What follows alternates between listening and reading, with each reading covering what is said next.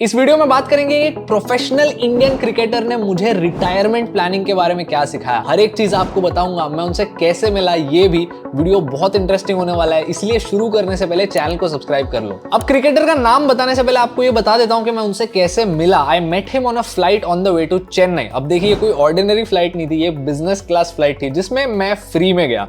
Free में कैसे गया था, इस पर एक रील बना दी, अगर वो देखनी है तो link is in the description. Anyway, the cricketer I met has played for India and Chennai Super Kings. मैं बात कर रहा हूँ सुब्रमण्यम बद्रीनाथ के बारे में। मैं उनको फ्लाइट में मिला एंड मैं अपनी एक बुक पढ़ रहा था and that is how we started talking. Being someone who loves finance, मैं एक पर्सनल फाइनेंस रिलेटेड बुक पढ़ रहा था जिसका नाम था जस्ट कीप बाइंग, जिसमें मैं कोइंसिडेंटली रिटायरमेंट प्लानिंग की ही बात पढ़ रहा था। तो जब उन्होंने मुझसे पूछा कि तुम क्या पढ़ रहे हो, मैंने उनको टॉपिक बताया and that's how we started talking about retirement. इन्होंने जो भी मुझे बताया, इसको मैंने 4 की लर्निंग्स में डिवाइड किया है। जो फोर्थ पॉइंट है वो तो आपको शॉक कर देगा, उसके लिए वेट करना। सबसे पहला ये है कि जो हमको बचपन से सिखाया जाता है कि घर खरीदना एक बहुत अच्छा इन्वेस्टमेंट ऑप्शन होता है, वो हर केस में ट्रू नहीं होता। द रीजन बीइंग ये बहुत ही ज्यादा इलिक्विड होता है, इसको बेचना इतना आसान नहीं होता और उसके जो रिटर्न्स होते हैं वो भी कुछ खास नहीं होते। जब मैंने उनसे पूछा कि आपका मैक्सिमम एसेट एक्सपोजर कौन सा है, यानी कि आपके इन्वेस्टमेंट पोर्टफोलियो में सबसे बड़ी चीज कौन सी है, तो उन्होंने कहा कि मेरी सारी हाउसिंग प्रॉपर्टीज, वो सारे घर अलग अलग सिटीज में जहां मैं रहता हूं।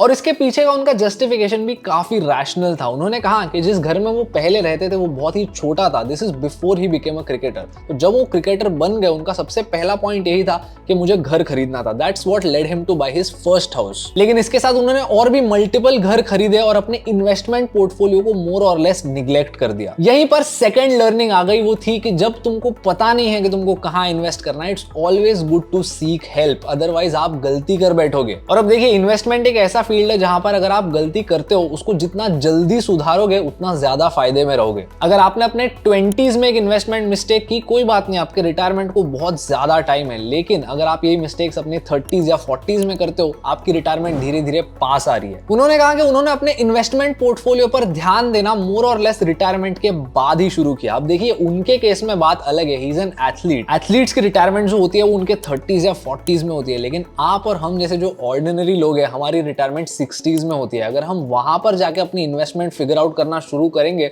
तो बहुत प्रॉब्लम हो सकती है। इसलिए यार, जितना जल्दी हो सकता है शुरू कीजिए एंड मोर इंपॉर्टेंटली, जितना जल्दी हो सकता है चीजों को समझिए और अपनी गलतियां सुधारिए। तीसरा लर्निंग यह था कि retirement hits you harder when it actually happens. देखिए, सरल भाषा में इसका मतलब यह था कि जब आप यंग हो ना, आप रिटायरमेंट के बारे में सोचते नहीं। मतलब आप अपने फ्यूचर सेल्फ से काफी डिस्कनेक्टेड रहते हो। यानी कि आज के तारीख में आपके दिमाग में सिर्फ अभी की टेंशन चल रही है, यानी कि नियर फ्यूचर की। मतलब आगे के 5 साल कैसे होंगे, आपका करियर कैसा होगा, आप एग्जाम पास करोगे या नहीं, सैलरी कितनी मिलेगी। लेकिन इसी नियर टर्म को देखते देखते हम ह्यूमन बीइंग्स अपने रिटायरमेंट को निग्लेक्ट करते हैं और जब वो एक्चुअली हो जाती है ना, उस टाइम पे हमको लगता है कि यार अब क्या। मतलब you also need to think about replacing human capital with financial capital. इसका क्या मतलब होता है कि जब आप यंग हो, आपका जो स्किल है, आपका जो टाइम है, ये आपको इनकम दिला सकता है, आप कहीं जाके काम कर सकते हो। लेकिन जैसे जैसे आपकी एज बढ़ती है ना, उसके बाद आपकी इन्वेस्टमेंट्स ने आपको इनकम देना चाहिए। यानी कि एक 70 ईयर ओल्ड इंसान जाकर कहीं काम नहीं कर सकता, he has to depend on his investment. Now coming to the fourth point which is literally the scariest. ये सुन के मैं डर गया था। रिटायरमेंट एक फाइनेंशियल बैटल नहीं, एक इमोशनल बैटल होता है। व्हिच मींस इनके केस में इन्होंने कहा था कि ये तो एक क्रिकेटर थे, इन्होंने अच्छा खासा पैसा कमा लिया था। He did not have to worry about money in the retirement stage. लेकिन रिटायरमेंट में आपका सबसे मेन कंसर्न ये होता है कि अब मैं अपने वक्त के साथ क्या करूंगा, which was even worse for an athlete because इनकी रिटायरमेंट इनके लेट 30s में हुई। एक ऐसा पॉइंट है इनके लाइफ में जब ये दिन रात फील्ड पे मेहनत कर रहे हैं और क्रिकेट खेल रहे हैं और उसके बाद सडनली इनके पास 12 से 15 घंटे फ्री टाइम है, कुछ भी नहीं है करने को। इस टाइम पे आपका ब्रेन आपसे सिर्फ एक सवाल पूछता है कि आप सोसाइटी में कैसे वैल्यू ऐड कर रहे हो, आप अपने आसपास के लोगों के लिए क्या अच्छी चीज कर रहे हो। इसीलिए अगर आज के तारीख में आप थोड़े डिसिप्लिन हो, कुछ हेल्दी हैबिट्स फॉलो करते हो, तो आपके रिटायरमेंट लाइफ में पैसों का प्रॉब्लम सॉर्टेड ही होने वाला है। लेकिन उस टाइम पे आप कैसे लोगों के आसपास रहते हो, आप अपना वक्त कैसे गुजारते हो, आप सोसाइटी में वैल्यू कैसे ऐड करते हो, ये सारी चीजें आपकी प्रॉब्लम बन जाएंगी।